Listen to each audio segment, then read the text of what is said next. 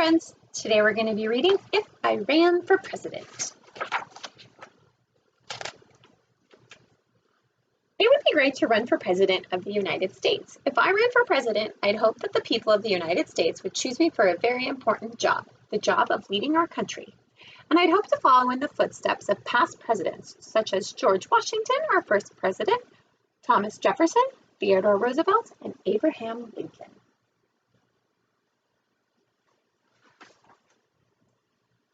I'd have to think carefully about my decision to run for president. I would want to know how my family felt about it too. Then I'd ask myself, am I the best person for the job? Am I ready to work very, very hard for my country? Do lots of people believe in me? And will they help me run for office? If I could answer yes to all those questions, then I'd declare my candidacy. This means I'd announce that I was interested in the job of running for President of the United States. If I ran for president, I'd run a campaign to let voters learn all about me. People who thought I was a good president would donate money or time to help. I'd hire people to work on my campaign too. Campaigns make the candidate famous. Soon my name or face would appear on signs, buttons, bumper stickers, and t-shirts. I'd even star in television commercials.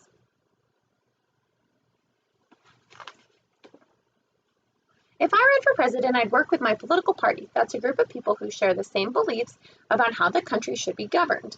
They support candidates who uphold these ideas. The two major parties are the Democratic Party, their symbol is a donkey, and the Republican Party, their symbol is an elephant. There are other parties too, called third parties, but people beside me who would want to be president, the Republican or Democratic parties must choose whom they'll support in the election. In some states, like Iowa, these parties each hold meetings called caucuses, where members pick their favorite candidate. In most states, party members hold an election called the primary. Caucuses and primaries show which candidates are popular with voters and might have the best chance of being elected president. The first primary is held in New Hampshire in the winter before the presidential election. I'll be sure to visit there, but I'll have to bundle up.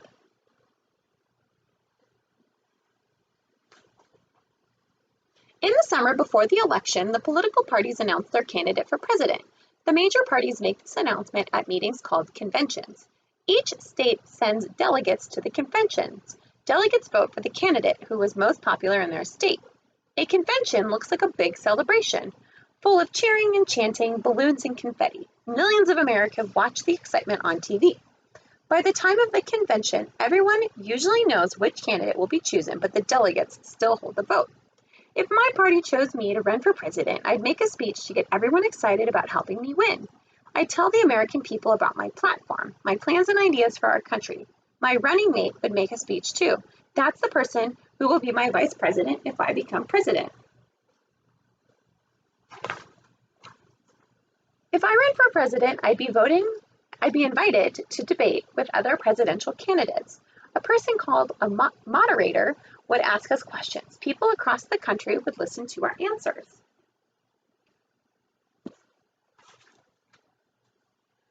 Reporters would ask me questions too, like about my family and my friends and even my kitten Sassy. They'd print old photographs of me in newspapers and magazines, like the snapshot of me in my superhero costume, or my baby picture where I still wore diapers.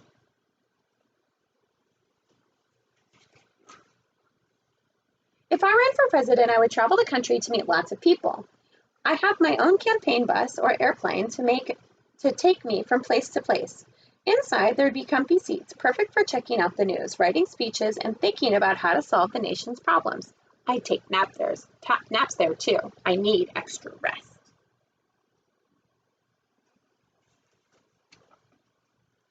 I'd work hard and be very busy.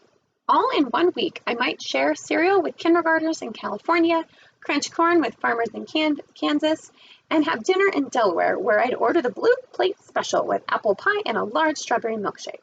After all that food, I might not feel too well. Still, I have to smile and talk with people I meet. Presidential candidates make lots of speeches, shake hands, and cuddle babies.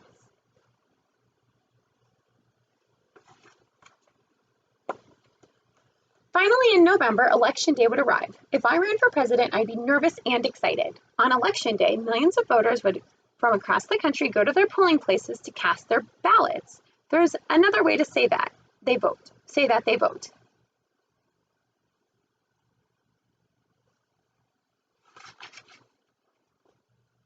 In our country, people vote in private. No one but you knows who you voted for, and I know I choose my favorite candidate, me.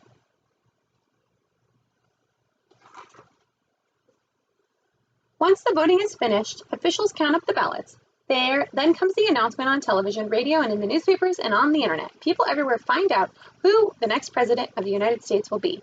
I stay up late and keep my fingers crossed.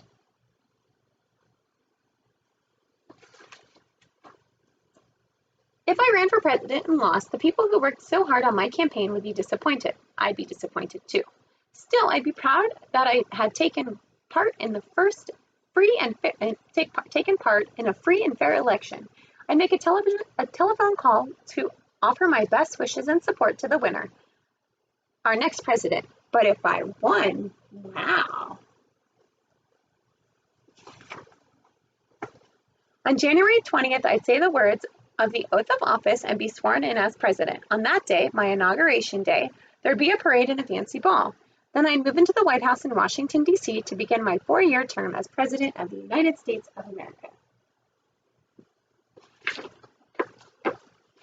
And what would I do if I became president?